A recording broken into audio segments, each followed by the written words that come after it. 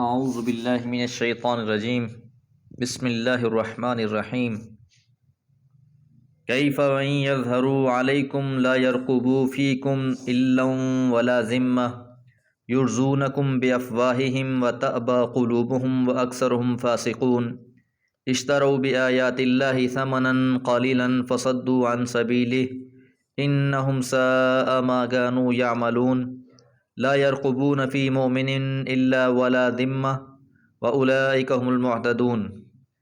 سورۃ التوبہ آیات 8 سے 10۔ کیفا کیسے ممکن ہے، وَإِن يَظْهَرُوا اور اگر وہ غالب آ جائیں، علیکم تم پر، لا يرقبوا تو وہ نہ لحاظ کریں، فیکم تم میں، الاً نہ کسی قرابت داری کا، ولا ذمہ اور نہ کسی عہد کا۔ مشرکین سے برات کی وجہ بیان کرتے ہوئے فرمایا، سورہ توبہ کی پہلی آیت میں اللہ تعالیٰ نے فرمایا تھا کہ اللہ تعالیٰ بری ہے اور اللہ تعالیٰ کا رسول بھی ان مشرکوں سے بری ہے۔ اب یہ ایک اور وجہ بیان کی جا رہی ہے اس برات کا اظہار کرنے کی، وہ یہ ہے کہ ان لوگوں کو اگر موقع مل جائے، یہ لوگ غالب آ جائیں، تو پھر یہ نہ کسی رشتہ داری کا خیال رکھیں گے اور نہ ہی کسی عہد کا لحاظ کریں گے۔ تو یہ ان کی کیفیت ہے۔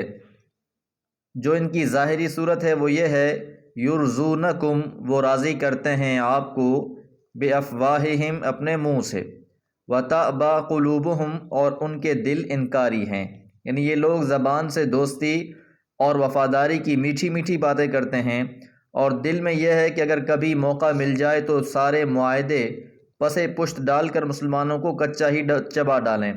یہاں لفظ استعمال ہوا ہے الا ولا ذمہ، تو الا کا لفظ جو ہے الال کے معنی عہد اور قرابت داری دونوں کے لیے استعمال ہوتے ہیں۔ واکثرہم اور ان میں سے اکثریت، فاسقون نافرمانوں کی ہے۔ اشتروا انہوں نے لے لی بآیات اللہ اللہ کی آیات کے بدلے میں، ثمنا قلیلا تھوڑی سی قیمت۔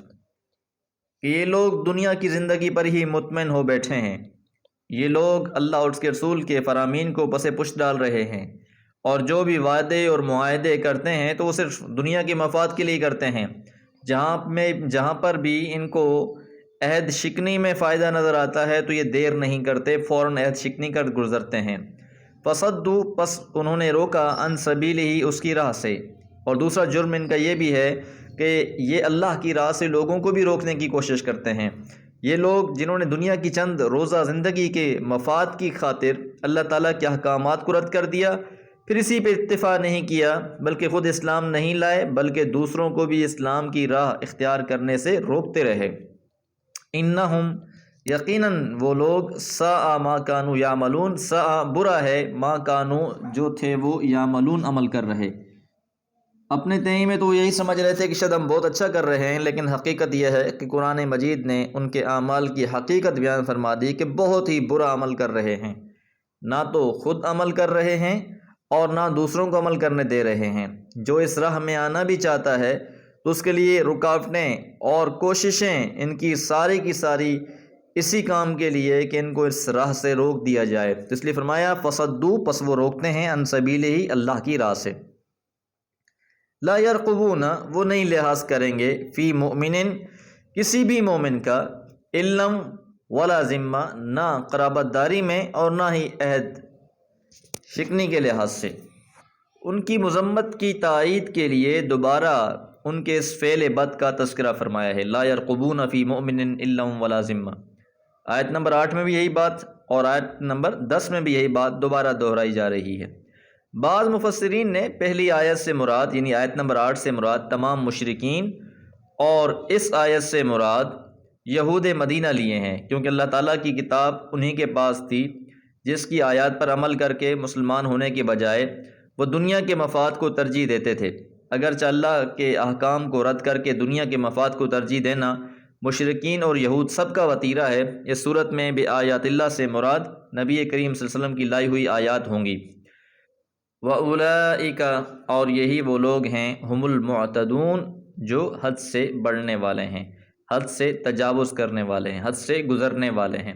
تو حقیقت حال یہی ہے کہ یہ لوگ حد سے تجاوز کر رہے ہیں اور رسول اللہ صلی اللہ علیہ وسلم اور آپ کی دعوت کو قبول کرنے کے بجائے ہر قسم کی رکاوٹیں، مشکلات، یہاں تک کہ جنگ تک کرنے سے یہ لوگ گریزاں نہ رہے۔